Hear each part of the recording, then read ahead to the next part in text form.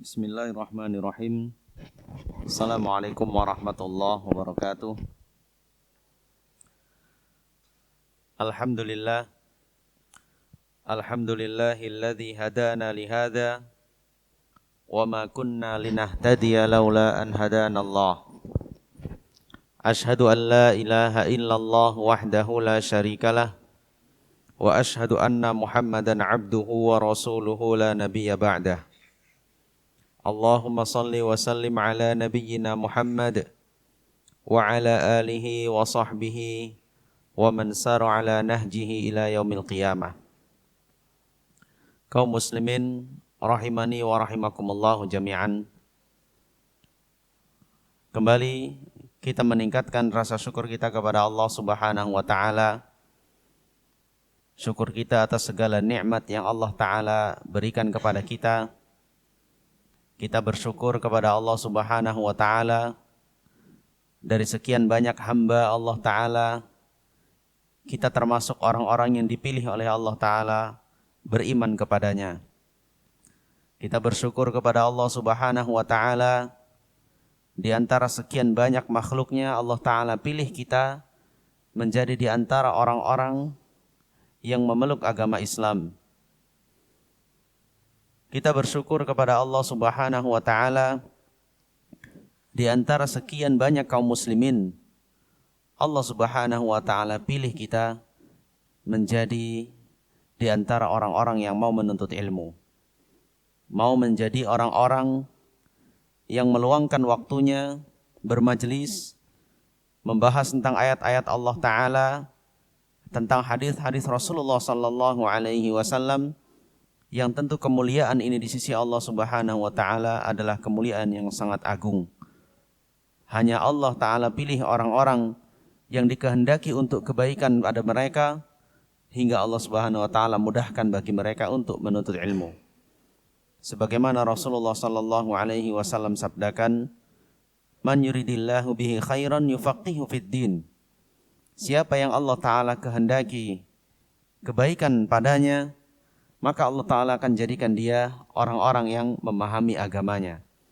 Menjadikan ia seorang penuntut ilmu, menjadikan ia orang-orang yang memahami ayat-ayat Al-Quran dan hadis-hadis Rasulullah Sallallahu Alaihi Wasallam. Kiranya dengan rasa syukur yang senantiasa kita panjatkan kepada Allah Ta'ala, iman kita kepadanya, kepada Rasulnya Sallallahu Alaihi Wasallam senantiasa meningkat. Islam yang melekat kepada kita senantiasa ada.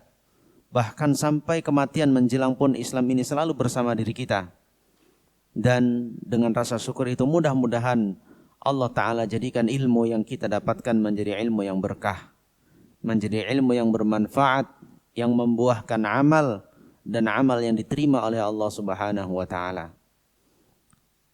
Ikhwati fillah rahimani wa rahimakumullah jami'an. Di pertemuan yang lalu, kita sudah bahas dan kita sudah fahami tentang bagaimana sosok dari manhaj salaf. Bagaimana hakikat dari manhaj salaf itu, dari bagaimana mereka dalam hal akidah, bagaimana mereka memiliki kaedah-kaedah dalam beragama ini, kaidah bagaimana beribadah, kaidah bagaimana bermuamalah, dan lain sebagainya yang sudah kita bahas. Sehingga semua itu menjelaskan kepada kita bahwasanya generasi terbaik dari manusia adalah yang bersama Rasulullah sallallahu alaihi wasallam. Kemudian para tabi'in dan para tabi'ut tabi'in. Di mana mereka menjadi orang-orang yang percontohan bagi kita, orang-orang yang kita merujuk dalam melaksanakan agama ini kepada mereka. Melenceng dari jalan mereka artinya melenceng dari perkara yang hak. Mengikuti jejak mereka artinya adalah mengikuti jalan Rasulullah sallallahu alaihi wasallam. Dan banyak sekali kita bahas di sebelum-sebelumnya tentang bagaimana Rasulullah sallallahu alaihi wasallam, sifat beliau, karakter beliau yang Allah Subhanahu wa taala firmankan Laqad ja'akum rasulun min anfusikum azizun 'alaihi ma 'anittum harisun 'alaikum bil mu'minina raufur rahim. Sungguh telah datang kepada kalian seorang utusan dari kalangan kalian sendiri, dari kalangan manusia. Azizun 'alaihi ma 'anittum. Rasa beliau berat, terasa berat bagi beliau hal-hal yang membuat kalian susah. Terasa berat bagi beliau saat akan menjumpai kenyataan bahwasanya ada di antara umat-umatnya yang tersesat dari jalan yang beliau ajarkan. Sangat berat bagi beliau melihat kondisi kesesatan umatnya sepeninggal beliau sallallahu alaihi wasallam yang melakukan kesyirikan namun mengatasnamakan agama. Sangat berat bagi beliau menerima fakta memang akan ada di antara umat-umatnya yang mengaku pengikut beliau sallallahu alaihi wasallam, tapi mereka menjalankan amalan-amalan yang tidak pernah beliau ajarkan sama sekali. Sehingga mereka akhirnya akan mendapatkan kesia-siaan belaka. Sehingga pada akhirnya mereka hanya akan mendapatkan azab dari Allah Subhanahu wa taala. Maka jauh-jauh hari sebelum beliau meninggal, beliau sallallahu alaihi wasallam memberikan kita wasiat-wasiat, memberikan kepada kita wanti-wanti. Di antaranya sebagaimana yang beliau sabdakan, man ahdatsa fi amrina hadza ma laysa minhu fa huwa raddun. Siapa yang melakukan perkara yang baru dalam urusan agama kami ini, di mana hal itu tidak sama sekali ada dalam agama ini, tidak sama sekali pernah beliau ajarkan, maka amalan itu tertolak. Dalam riwayat lain, Rasulullah SAW bersabda, man amila amalan laisa alaihi amruna fahuwa raddun. Siapa yang beramal satu amalan yang tidak sama sekali ada di syariat kami, tidak pernah ada di zaman kami, tidak pernah kami ajarkan yang seperti itu, fahuwa raddun, maka agama itu tertolak. Maka kaum muslimin rahimani wa rahimakumullah jami'an, di pertemuan kali ini kita akan bahas di poin ke-9 tentang mauqifus salafis shalihi minal mubtadi'ah. Bagaimana sikap salafun salih, bagaimana sikap orang-orang yang mengikuti jalan salafus salih terhadap orang-orang yang berbuat bid'ah, terhadap orang-orang yang melakukan perbuatan atau amalan yang tidak pernah dicontohkan oleh Rasulullah SAW. Bagaimana sikap kita kepada mereka?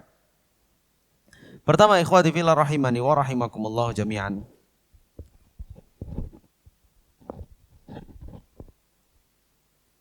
Di sini kita akan bacakan dari hadis Rasulullah SAW, kemudian bagaimana sikap para sahabat, ketegasan mereka berhadapan dengan para ahlul bid'ah yang mendatangkan perkara-perkara baru dalam agama ini, dan kita juga akan bacakan bagaimana sikap para ulama-ulama kita terdahulu, ulama-ulama salaf terdahulu dalam bersikap terhadap ahlul bid'ah. Pertama kita bacakan sabda Rasulullah SAW yang dikeluarkan oleh Imam Abu Dawud. Man ahabba lillah wa abghadha lillah wa a'ta lillah wa mana'a lillah faqad istakmalal iman.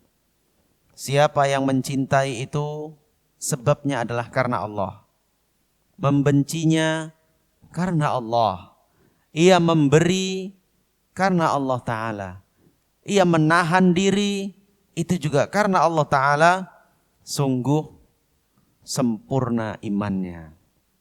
Sungguh sempurna imannya. Cinta karena Allah Ta'ala, benci juga karena Allah Ta'ala, bukan yang lainnya. Bukan hanya karena urusan dunia, tapi karena didasari cintanya kepada Allah Ta'ala, maka ia cintai orang tersebut.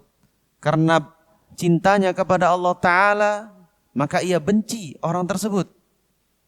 Ia memberi, ia menolak, ia menahan, itu semua disebabkan Allah Subhanahu wa Ta'ala menginginkan hal-hal yang seperti itu. Ini membentuk sempurnanya keimanan seseorang adalah patokan cinta, benci, menahan diri, memberi. Ini semua karena Allah Subhanahu wa taala. Kemudian kaum muslimin rahimani wa rahimakumullah jami'an, dalam hadis riwayat Imam Muslim, Rasulullah sallallahu alaihi wasallam bersabda, "Ma min nabiyyin ba'athahu Allahu fi ummatin qabli illa kana lahu min ummatihi hawariyuna wa ashabun."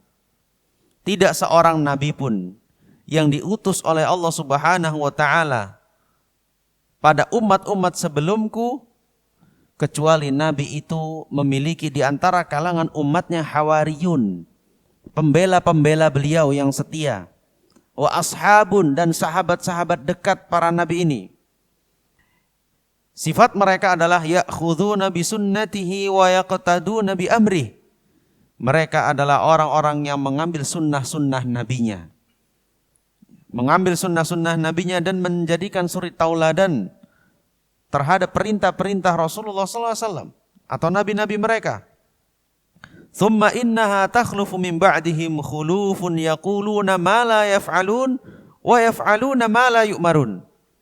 Namun setelah itu, di kemudian hari, mereka meninggalkan generasi-generasi setelah mereka yang karakternya adalah yaquluna ma la yaf'alun, membicarakan, menyampaikan, mengatakan perkara-perkara yang mereka sendiri tidak mengerjakannya, tidak mengamalkannya.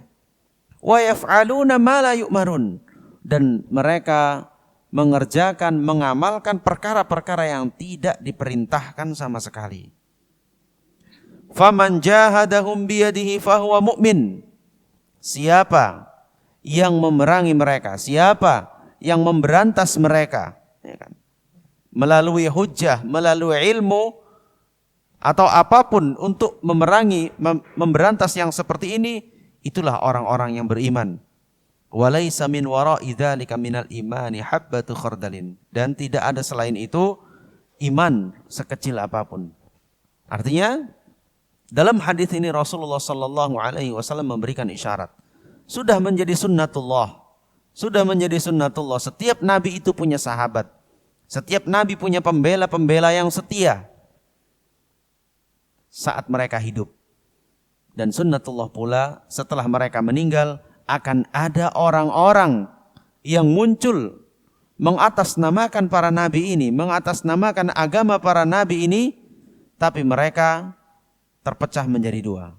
Apakah hanya berilmu saja tapi tidak mengamalkannya, hanya berpengetahuan saja, hanya menghafal saja, hanya berpengetahuan saja tapi tidak mengamalkannya, atau yang kedua, orang-orang yang beramal tidak berdasarkan ilmu. Orang-orang yang beramal padahal amal itu tidak diperintahkan oleh Rasulullah SAW untuk dikerjakan. Inilah muncul orang-orang seperti ini yang sudah menjadi sunnatullah, tapi akan terus ada yang dimana ciri-ciri orang beriman ini terus akan berusaha mengikis itu, terus berusaha untuk memerangi itu, memberantas itu.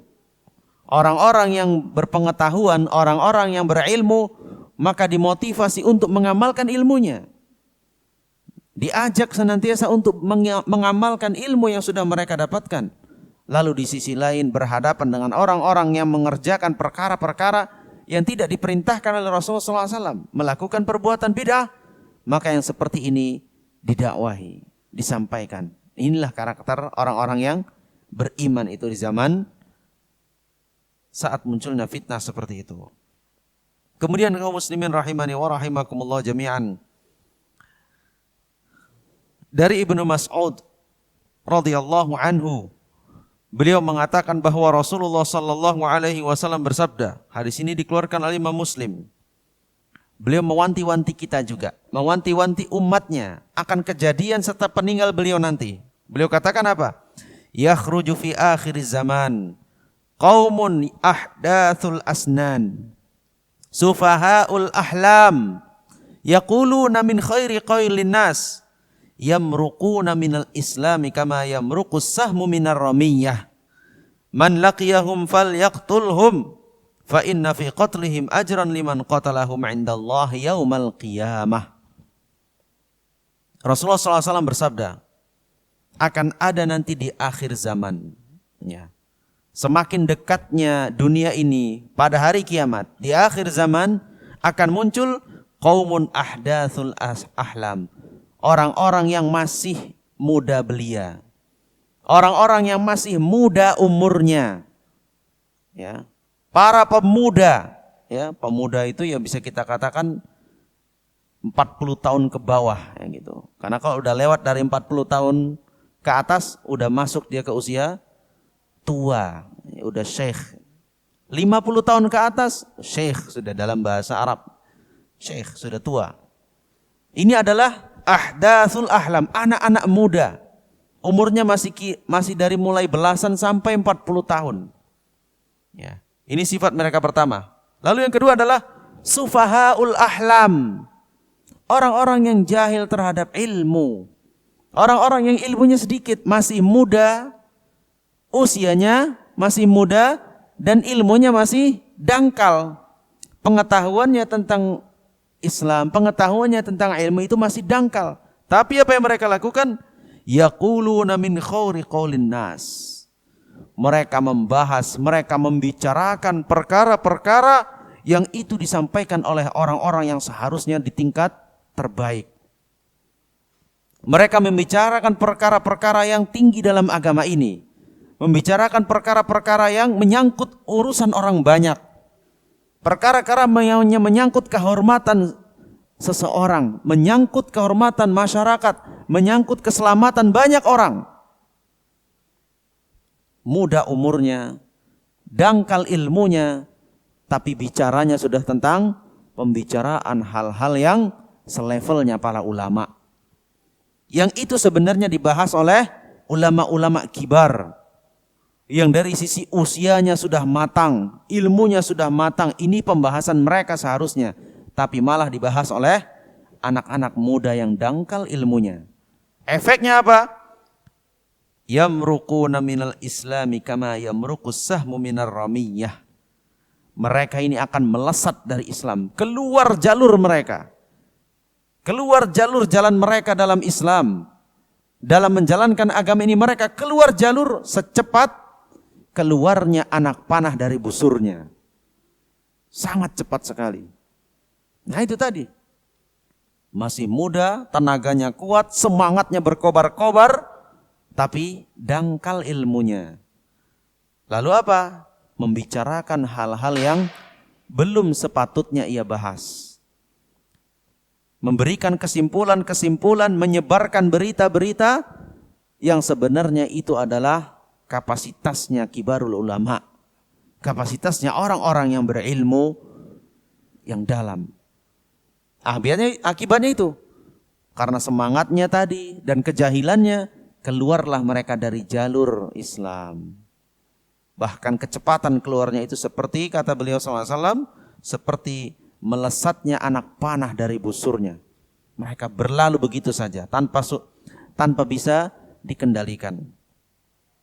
Maka pesan Rasulullah SAW apa? Ya, ini tentang kisah tentang Khawarij. Ya, ini Rasulullah SAW membahas tentang orang-orang Khawarij, orang-orang yang memberontak, orang-orang yang karakternya mau menumpahkan darah, menghalalkan darah. Maka apa kata beliau SAW? Man laqiyahum falyaqtulhum. Siapa yang berjumpa orang-orang seperti ini, perangi mereka. Perangi mereka. Fa inna fi qatlihim ajran liman qatalahum indallahi yaumal qiyamah. Karena orang-orang yang memeranginya akan mendapatkan ganjaran dari Allah Subhanahu wa taala pada hari kiamat nanti. Ini faktanya kaum muslimin rahimani wa rahimakumullah jami'an. Yang beliau sudah wanti-wanti sejak dahulu. Ini akan muncul orang-orang yang seperti ini. Kemudian kaum muslimin rahimani wa rahimakumullah jami'an. Ya. Tadi adalah peringatan dari Rasulullah SAW. Kita akan bacakan kemudian adalah riwayat tentang sahabat. Sikap para sahabat. Sikap para sahabat terhadap ahli bid'ah. Sikap para sahabat terhadap orang-orang yang melenceng akidahnya. Dalam sebuah yang dikeluarkan oleh Imam Muslim ya, dari Yahya Yahya mengatakan kepada Abdullah ibn Umar radhiyallahu anhuma. Yahya menyampaikan kepada Abdullah ibn Umar radhiyallahu anhuma, innahu qad zahara qibalana unasun, bahwa sudah muncul di masa kita ini, orang-orang yang yaqra'unal Qur'an, pandai membaca Al-Qur'an, yatafaqqarunal ilm, bahkan mereka orang-orang yang gigih untuk menuntut ilmu, orang-orang yang sangat mencari ilmu. Wa dzakara sya'nahum, dan beliau pun menceritakan tentang sifat-sifat ini. Semangatnya luar biasa dalam menuntut ilmu, tapi karena bimbingannya tidak jelas. Apa kata Yahya? Annahum yaz'umuna annahu la qadar. Lalu mereka membuat kesimpulan bahwasanya takdir itu tidak ada. Ya, ini adalah pemahaman Qadariyah. Mereka berpandangan takdir itu tidak ada. Wa annal amra unufun, bahwa semua perkara ini sifatnya datangnya begitu saja. Allah Subhanahu wa taala tidak tahu akan terjadi apa di 1 menit, 1 jam, 1 hari kemudian, kecuali setelah kejadian itu terjadi. Maka Allah Ta'ala tidak mentakdirkan itu. Ini keyakinan mereka. Padahal apa tadi itu? Pandai baca Al-Quran, ya, rajin menuntut ilmu, tapi karena kurang bimbingan dari orang-orang yang soleh, kurang mengikuti kepada manhajnya para salafus soleh, sehingga sampai punya kesimpulan seperti itu terhadap masalah takdir. Ini bagian dari akidah. Lalu Ibnu Umar mengatakan, Ibnu Umar radhiyallahu anhuma, sahabat yang mulia, ya, yang sangat mengagumi Rasulullah SAW dalam, bukan hanya dalam ibadah saja, bahkan perilaku sehari-hari pun inilah sahabat yang sangat mengagumi Rasulullah SAW. Apa kata beliau? Fa idza laqita ulaika, jika engkau bertemu dengan mereka, fa akhbirhum, kabarkan kepada mereka anni bari'um minhum, saya berlepas diri dari mereka, wa annahum bara'un minni, dan mereka pun berlepas diri dari saya. Artinya apa? Ibnu Umar tidak mau diakui menjadi bagian dari mereka. Artinya apa? Ini kita sudah berbeda. Kalian di mana, kami di mana. Ini sahabat masih hidup loh. Zaman sahabat masih hidup, sudah muncul orang-orang yang punya keyakinan menyimpang seperti itu. Makanya Ibnu Umar menyatakan sikap, kami di mana, kalian di mana, kita sama-sama berlepas diri. Begitu sikapnya Ibnu Umar radhiyallahu anhu. Walladhi yahlifu bihi Abdullah bin Umar, yang bersumpah seperti adalah Abdullah bin Umar. Lau anna li ahadihim mithla Uhudin dhahaban fa anfaqahu ma qabilallahu minhu hatta yu'mina bil qadar. Yang bersumpah ini adalah Abdullah bin Umar, di mana beliau adalah orang yang dikatakan oleh, di antara orang yang dikatakan oleh Rasulullah SAW, seandainya mereka itu berinfak dengan sebesar gunung Uhud, lalu sahabat atau Ibnu Umar ini bagian dari para sahabat berinfak hanya dengan segenggamnya, mereka tidak bisa menyamai itu. Ma qabilallahu minhu hatta yu'mina bil qadar. Sekalipun mereka berinfak sebesar gunung Uhud tadi, Allah Ta'ala tidak akan menerima infak mereka sampai mereka benar-benar beriman terhadap takdir Allah Subhanahu wa Ta'ala. Inilah ikhwati fillah rahimani wa rahimakumullah jami'an. Kemudian ayahnya nih, ayah dari Ibnu Umar, yaitu Umar Ibn al-Khattab radhiyallahu anhu. Beliau katakan, iyyakum wa ashabar ra'i. Jauhi oleh kalian orang-orang yang selalu mengedepankan logika. Ya. Jauhi oleh kalian orang-orang yang selalu mengedepankan akalnya, mengedepankan pikirannya sendiri, lalu mengesampingkan ayat-ayat Allah Ta'ala, mengesampingkan hadis-hadis Rasulullah SAW.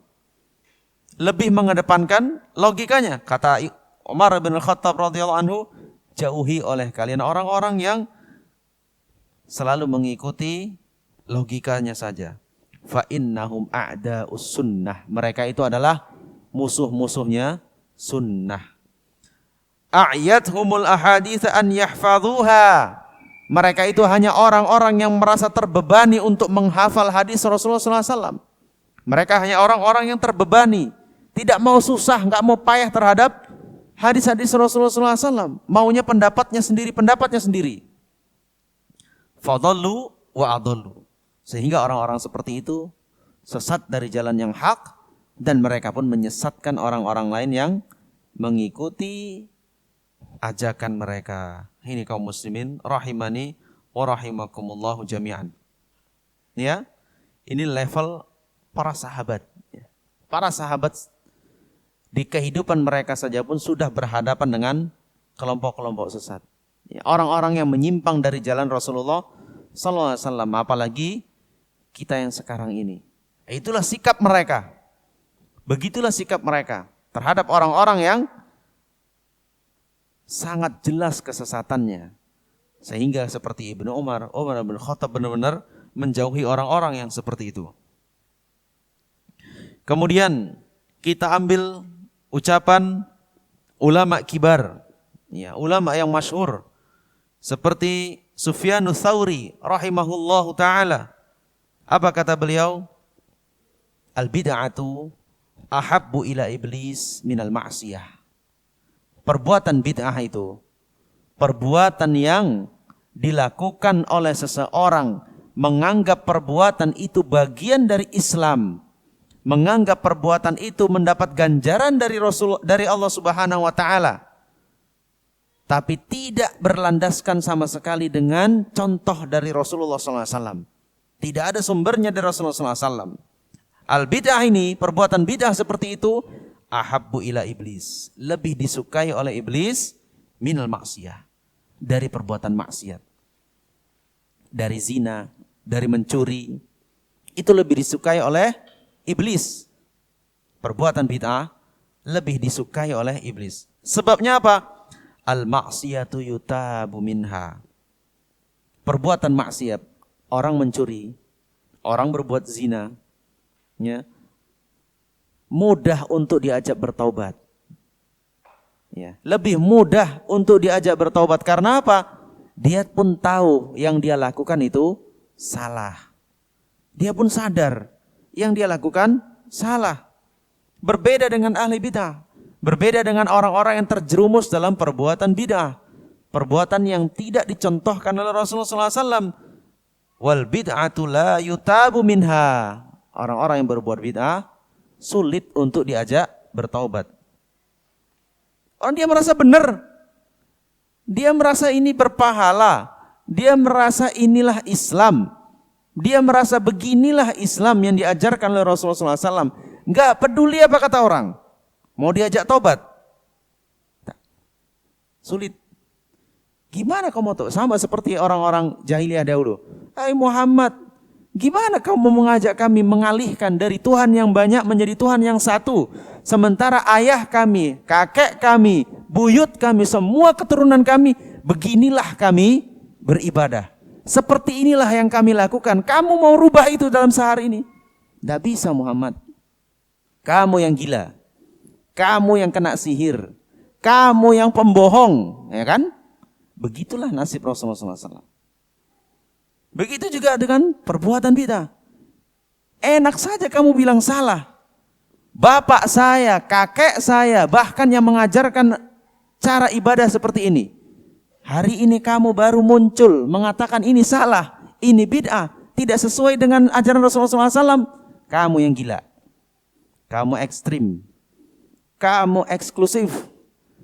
Kamu Wahabi. Kamu apa lagi? Teroris, kamu pemecah belah umat, kamu merusak persatuan umat, segala macam kan dituduhkan. Sama, kondisinya sama. Penentangan itu metodenya sama, dulu dan sekarang. Maka jangan heran. Maka coba baca kitab Masail Jahiliyah ya.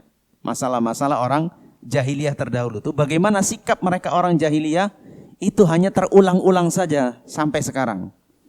Dulu begitu metode mereka, menentang dakwah Rasulullah SAW dengan alasan apa? Ini agama nenek moyang kami, ini sudah turun-temurun begini, kamu merubah. Begitu juga yang kita hadapi sekarang. Ketika dari orang-orang yang melenceng, melakukan amal ibadah, tidak pernah dicontohkan oleh Rasulullah SAW, lalu kita sampaikan ini tidak ada sunnahnya. Ini tidak ada contohnya dari Rasulullah SAW. Yang ada itu seperti ini. Yang ada itu seperti ini. Caranya begini. Ibadahnya begini caranya. Ini hadisnya. Ini tata caranya. Itu apa ya? Kata orang Medan tai kucing tuh kan? Tai kucing itu. Enggak ada itu. Enggak akan mau terima. Gimana bilang salah? Ustadz kami aja pun kayak begitu. Nah, begitu ya ikhwati fillah rahimani wa rahimakumullah. Jadi perkataan ulama ini, Sufyanus Tsauri ini bukan perkataan omong kosong. Ya, beliau ulama kibar di zamannya. Karena beliau menghadapi orang-orang yang seperti itu. Menghadapi itu di zaman beliau yang dulu ya, masih ilmu itu menyebar luas. Orang-orang yang berilmu itu masih berada di mana-mana. Tapi sudah muncul orang-orang yang berbuat bid'ah. Dan beliau katakan apa? Lebih mudah membuat orang-orang pelaku maksiat bertaubat dibandingkan pelaku bid'ah. Sulit untuk diajak kembali. Walaupun itu bukan mustahil ya, bukan mustahil. Ya mungkin kebanyakan kita dulu adalah pelaku bid'ah. Saya yakin. Rata-rata kita juga dulu sebelumnya ini pelaku bid'ah. Ya, jarang sekali yang lahir dari orang tua yang sudah mengenal sunnah. Jarang ya. Atau sudah lahir di lingkungan yang menerapkan sunnah. Sehingga amal perbuatannya itu insya Allah ada landasan Al-Qurannya. Ada landasan hadisnya Rasulullah SAW. Tapi ternyata Allah Ta'ala mudahkan kita untuk kembali menuju sunnah Rasulullah SAW. Ya, ingat review itu. Gimana Anda dulu sebelumnya dan bagaimana sekarang. Pertama syukuri itu. Syukur ditolong oleh Allah Ta'ala. Anda dientaskan dari kubangan bid'ah. Dari kotoran-kotoran itu Anda dientaskan, dicuci, diletakkan di tempat yang bagus. Bersyukurlah dengan hal itu. Jangan sampai kepleset lagi ke situ. Balik lagi berlumuran dengan kotoran tadi. Syukuri itu. Yang kedua adalah ingat-ingat proses Anda itu menerima hidayah bagaimana caranya. Enggak mudah kan? Enggak mudah. Apa semudah itu Anda begitu sampai dengar cerita, oh ya sunnah, langsung ikut? Enggak juga. Masih ada perlawanan. Masih ada merasa benar. Masih ada merasa kok disalahkan. Masih bertanya-tanya. Ya kan? Ada proses. Makanya dalam berdakwah, jangan tinggalkan prosesnya.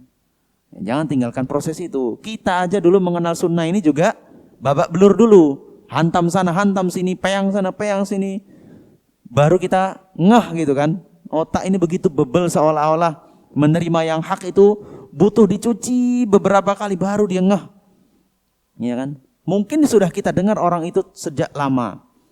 Orang-orang yang lewat di depan kita, orang-orang yang mengajak kita kepada sunnah mungkin sudah pernah berseliweran. Tapi nggak pernah kita pedulikan kan? Nggak pernah dipedulikan. Lalu hingga akhirnya Allah Ta'ala beri petunjuk itu. Maka dalam berdakwah juga begitu. Ingat itu. Ingat proses itu. Jadi jangan kemudian membabi buta menyerang orang, ya kan? Membabi buta menyalahkan orang. Nggak gitu. Harus ada prosesnya. Sebagaimana dulu kita juga butuh proses, orang juga butuh proses. Yang penting jangan berhenti, ya. Yang penting jangan berhenti. Namun begitulah. Ya. Walaupun pelaku bid'ah itu sulit untuk diajak bertaubat, meninggalkan bid'ahnya, kembali kepada sunnah Rasulullah SAW, tapi itu mungkin terjadi. Ya, mungkin bisa bertaubat dia dari kebid'ahannya. Bahkan seperti Al-Hasanul Basri, rahimahullah ta'ala mengatakan, ahlul ahwa bimanzilatil yahudi wan nasara. Orang-orang yang mengikuti hawa nafsunya, ya, karena orang yang melakukan bid'ah ini adalah orang-orang yang menuruti hawa nafsunya. Mau ibadah yang menurut dia enak saja. Mau ibadah yang menurut perasaannya enak saja. Mau beribadah yang menurut akalnya benar aja. tidak merujuk kepada Al-Quran dan Sunnah Rasulullah SAW. Maka kata beliau, ahlul ahwa, orang-orang yang mengikuti hawa nafsunya seperti itu, seperti orang-orang Yahudi dan Nasrani. Seperti orang Yahudi Nasrani. Artinya apa? Dari sisi permusuhannya, dari sisi ingin menghancurkannya dan lain sebagainya. Begitulah komentar dari Al-Hasan Al-Basri rahimahullahu ta'ala. Satu lagi adalah perkataan Umar bin Abdul Aziz rahimahullahu ta'ala. Beliau katakan apa? Idza ra'aita qauman yatanajawna fi dinihim bi syai'in dunal 'ammah fa'lam annahum 'ala ta'sisi dhalalah. Jika engkau melihat satu kaum yang menyempal, menyendiri dalam beragamanya, buat kajian rondok-rondok, ya kan? Buat pembicaraan tentang agama, tutup pintu, tutup jendela, enggak boleh ada yang dengar. Kata beliau apa? Annahum 'ala ta'sisi dhalalah. Ini adalah agama yang dibangun di atas kesesatan. Karena hakikat Islam itu adalah terbuka. Hakikat Islam itu adalah terbuka. Adapun yang dikatakan kajian khusus, itu adalah kajian-kajian yang misalnya ini dengan bahasa Arab, sementara antum tidak paham bahasa Arab, ya tentu ikut ke sini pun meledak juga nanti akalnya gitu kan. Ini bahasanya udah bahasa apa? Bahasa Arab semua, nahu sorab, awak bahasa Arab pun nggak ngerti gitu kan. Itu beda ya. Ini bukan benar. Ini kan kadang ada seperti itu. Orang-orang yang buat kajian tertutup, ya kan, bersembunyi, nggak boleh orang tahu. Inti mau ikut ini, nggak level gitu kan. Nanti dulu ini jamaah khusus. Ini hati-hati dengan metode-metode berdakwah yang seperti itu. Ya, kata Umar bin Abdul Aziz, ini dicurigai, ditengarai mereka agamanya di atas kesesatan. Tapi demikian ikhwati fillah rahimani wa rahimakumullah jami'an, kita sambung pada Isya insyaallah.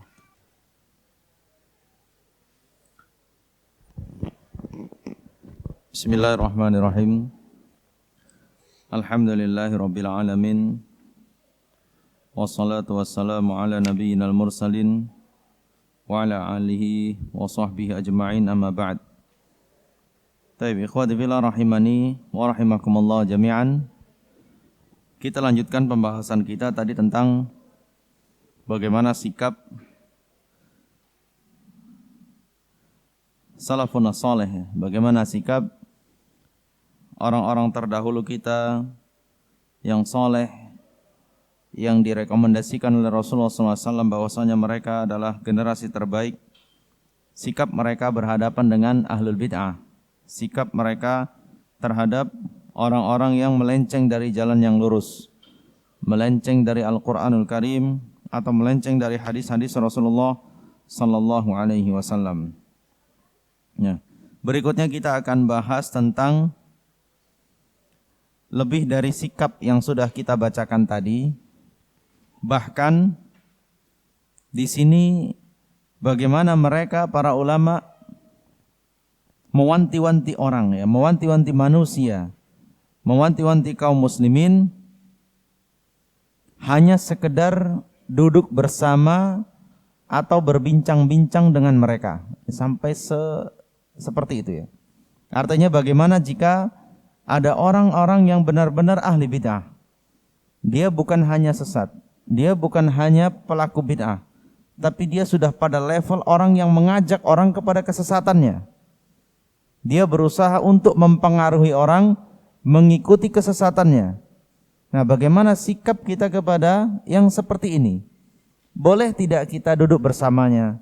Boleh tidak kita mencoba berdiskusi dengannya? Boleh nggak kita duduk di majelisnya? Nah, lihat ya, sebelum kita mengambil kesimpulan, mari sama-sama kita baca sikap para ulama. Bagaimana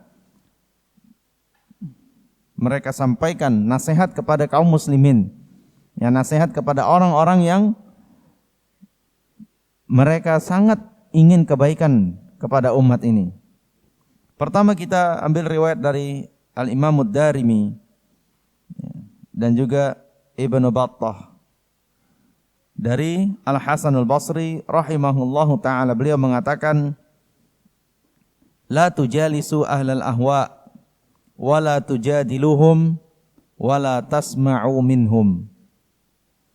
Janganlah kalian duduk-duduk bersama ahlil ahwa, ahlul bid'ah, Jangan coba-coba kalian berjidal dengan mereka, berdiskusi dengan mereka, beradu argumen dengan mereka.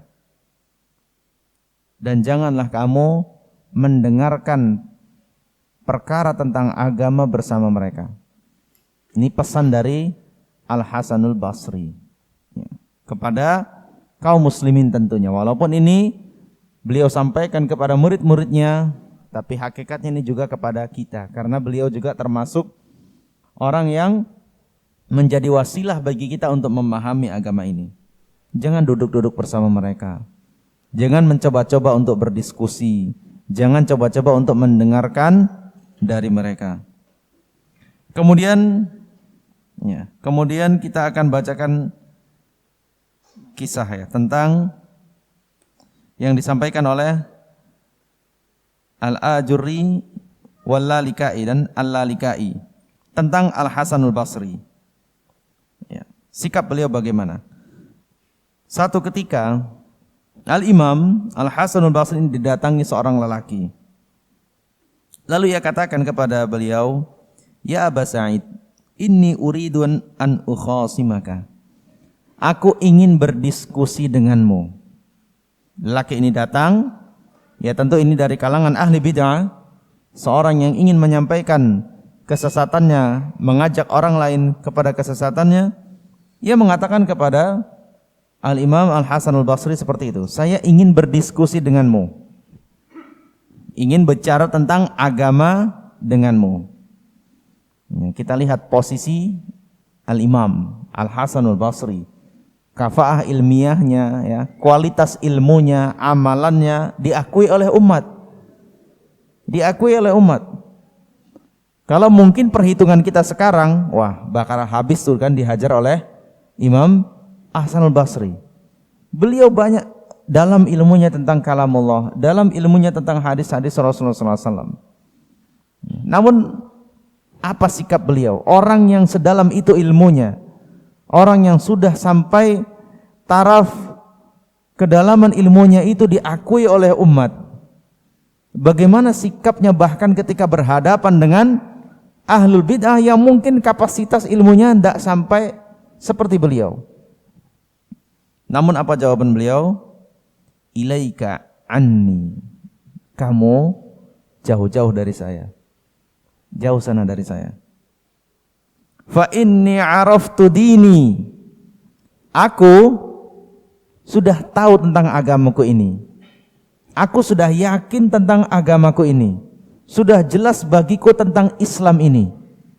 Apalagi yang mau didiskusikan? Tinggal baca, ikuti, amalkan.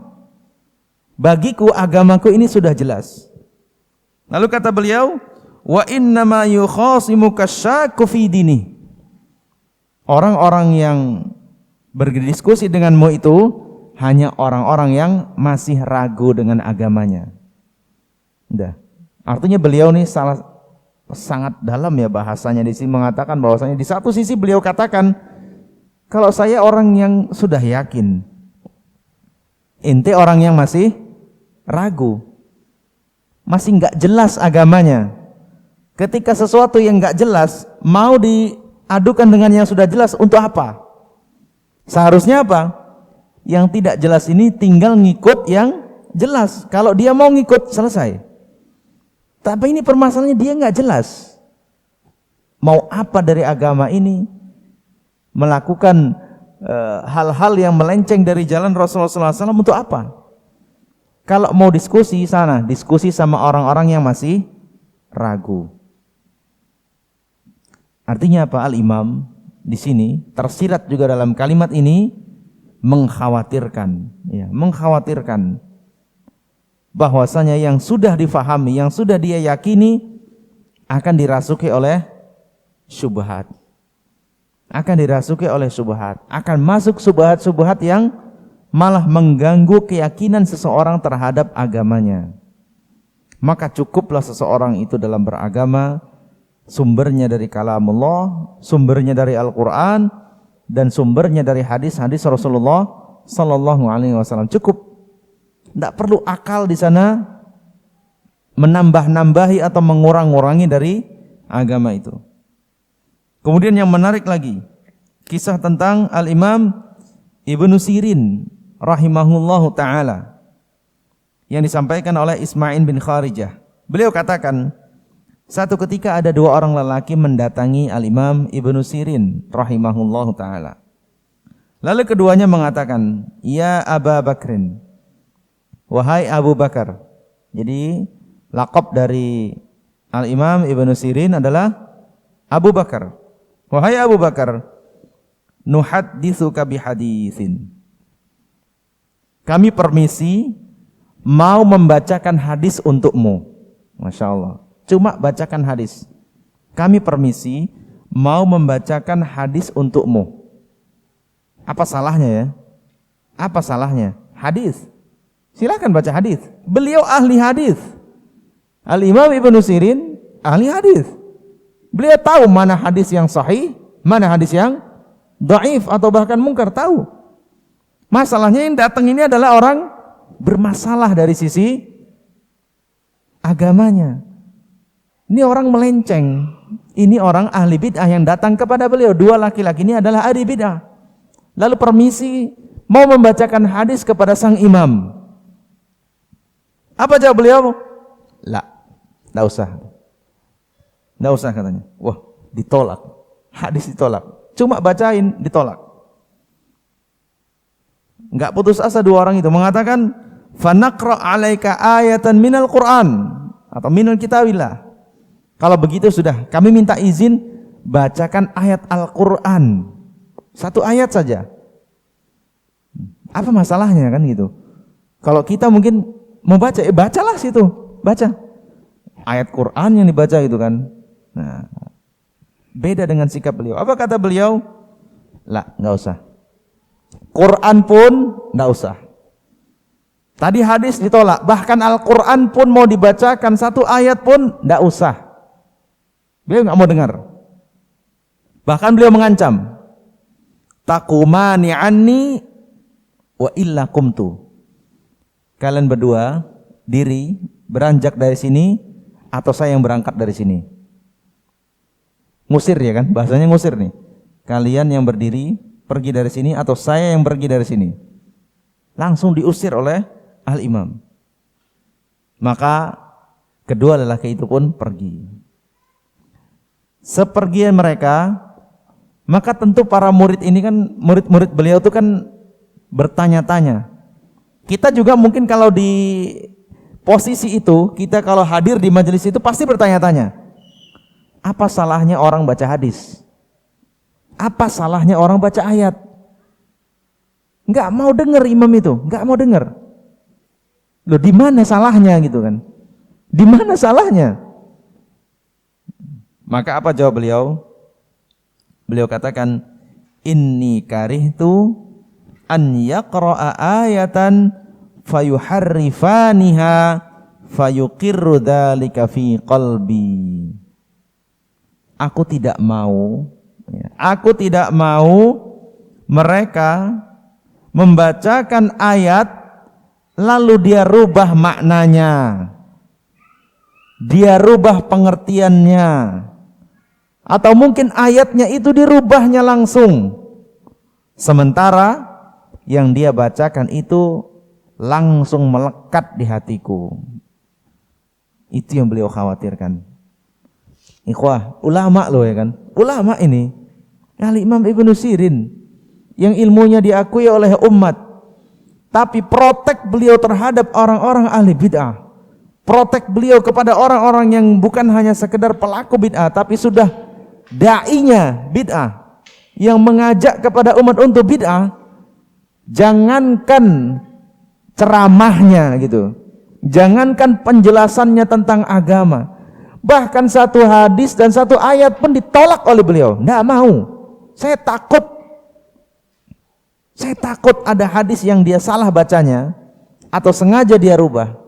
Saya takut dia baca ayat entah sengaja dia rubah atau dia rubah pemahamannya, lalu itu lengket di hatiku menjadi syubhat yang nggak bisa aku lepaskan lagi. Sekelas beliau ya ikhwah takut. Sekelas beliau khawatir terhadap dirinya sendiri. Apalagi ya yang di bawah beliau, yang hafalan Qur'annya nggak seberapa, belum lagi memahaminya, yang hafalan hadisnya nggak seberapa, belum lagi memahaminya. Lalu coba-coba untuk menerjang syubhat, ya kan? Coba-coba untuk menerjang semua mau didengar, ya kan? Dengan alasan apa? Nggak apa-apa Ustaz, nanti anak akan coba cari di mana syubhatnya, lalu nanti akan anak bantah syubhat itu. Jangan-jangan malah terbalik, ya kan? Ente yang jadi bergelimang syubhat habis itu. Jadi malah membantah ahlu sunnah sebaliknya. Nah kan malah nggak bener kan gitu. Bukan yang ngajak malah jadi terikut. Ibarat apa ya? Genangan air, ya kan? Arus sungai yang sepertinya tenang tapi begitu sangat dalam. Anda bercoba untuk melawan arus. Mencoba untuk lawan arus ini. Kalau air becek-becek, ente ciprat-ciprat kan enggak masalah. Tapi kalau udah sungai yang berjalan dengan air yang banyak, Anda coba berenang di sana. Bukannya Anda membalikkan arusnya, tapi Anda malah akan hanyut bersama air tersebut. Maka hati-hati ya ikhwah.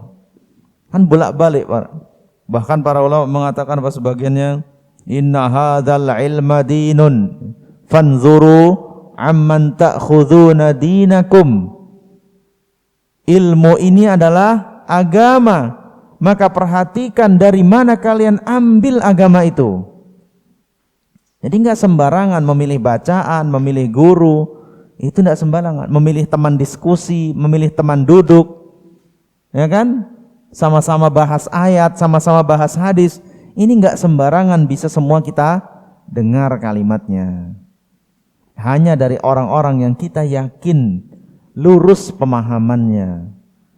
Hanya dari orang-orang yang kita yakin rujukannya hanyalah Al-Quran dan hadis Rasulullah sallallahu alaihi wasallam. Nah inilah ikhwah rahimani wa rahimakumullahu jami'an. Maka memang sudah menjadi kewajibannya, sudah menjadi kewajiban kaum muslimin, khususnya orang-orang yang sudah berilmu, orang-orang yang sudah mengetahui, untuk memberantas ini. Itu tugasnya.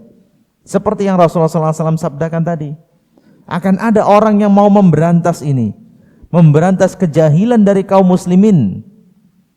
Apakah kejahilan itu mereka tidak mengamalkan agamanya, atau mereka beramal tidak berdasarkan ajarannya? Ini yang berusaha untuk diberantas. Akan ada, kita berusaha, ini menjadi kewajiban kita untuk memberantas itu semua pelan-pelan. Ya tentu dengan berilmu dulu, dengan belajar dulu, semakin menguatkan ilmu. Ya. Ikhwati fillah rahimani wa rahimakumullah jami'an. Satu ketika pernah Imam Ahmad bin Hanbal, Imam Ahmad bin Hanbal rahimahullah ta'ala ditanya, wahai Imam, mana yang lebih baik? Ya, beliau ditanya, mana lebih baik seorang berpuasa, sholat, iktikaf dalam masjid, ya. Orang melakukan itu, dia dalam kondisi saum, ya kan? Lalu dia mengerjakan sholat di dalam masjid. Jadi berdiam diri di masjid dalam kondisi berpuasa dan sholat. Bandingkan dengan orang-orang yang menentang ahli bid'ah, orang-orang yang menjelaskan kepada orang lain tentang keburukan ahli bid'ah, tentang keburukan kesalahan orang dalam beragama. Mana menurut beliau yang lebih baik? Pertanyaan itu dilontarkan kepada beliau. Apa jawab beliau? Saya pilih yang nomor 2. Saya pilih orang yang walaupun ya dia tidak beriktikaf di masjid, walaupun dia tidak sedang sholat, walaupun dia tidak sedang saum, tapi dia sedang menyampaikan kepada umat tentang keburukan-keburukan ahli bid'ah. Ini lebih baik. Lalu beliau jelaskan dari mana sisi baiknya. Kalau orang berpuasa, mengerjakan sholat, i'tikaf di dalam masjid, ini baiknya baik untuk dia sendiri saja. Kebaikannya hanya kembali untuk dirinya sendiri saja. Tapi jika seseorang menyampaikan kepada umat, seseorang menyampaikan kepada kaum muslimin tentang keburukan-keburukan perbuatan bid'ah, tentang bagaimana nasib umat, bagaimana kondisi umat jika terjatuh dalam perbuatan bid'ah, lalu memperingatkan mereka, berusaha menjelaskan kepada mereka tentang kondisi-kondisi itu, ini kebaikannya untuk orang banyak. Untuk orang banyak. Ya. Maka Al-Imam Ibnu Hanbal lebih memilih ini. Saya lebih memilih menjelaskan kepada umat tentang keburukan bid'ah dibanding harus berdiam diri di masjid walaupun sedang berpuasa, walaupun dengan melaksanakan sholat. Karena kebaikan untuk yang ini untuk dirinya sendiri, sementara ini untuk kebutuhan orang banyak. Makanya kaum muslimin rahimani wa rahimakumullah jami'an, bahkan para ulama pun menyetarakan orang-orang yang berusaha berbicara menjelaskan kepada umat tentang keburukan bid'ah ini bagian dari jihad fi sabilillah. Mereka adalah orang-orang yang sedang berjihad di jalan Allah, orang-orang yang sedang menegakkan agama Allah, orang-orang yang ingin mempertahankan kemurnian agama Allah Ta'ala. Maka mereka dikategorikan seperti jihad di jalan Allah Subhanahu wa Ta'ala. Karena sama, jihad adalah demi menjaga keutuhan umat. Ya, itu tujuannya, baik dengan senjata maupun dengan ilmu. Dan kaum muslimin rahimani wa rahimakumullah jami'an, seseorang dikuasai oleh musuh, ya. Satu kaum dikuasai oleh musuh karena kalah perang, itu lebih mending daripada satu kaum lalu dikuasai oleh ahli bid'ah. Dari mana sisinya? Ya. Ana ulangi tadi, satu kaum dikuasai oleh kaum yang lainnya karena kalah perang, itu lebih ringan resikonya dibandingkan satu kaum dikuasai oleh ahli bid'ah. Karena kalaupun seseorang kalah perang lalu kemudian dikuasai oleh kaum yang lainnya, secara fisik mereka tertindas, secara fisik mereka terkuasai oleh orang, tapi hati mereka masih bisa selamat. Hatinya masih bisa selamat, keyakinannya masih bisa selamat. Kemungkinan paling buruknya mati pun dalam kondisi hati yang selamat.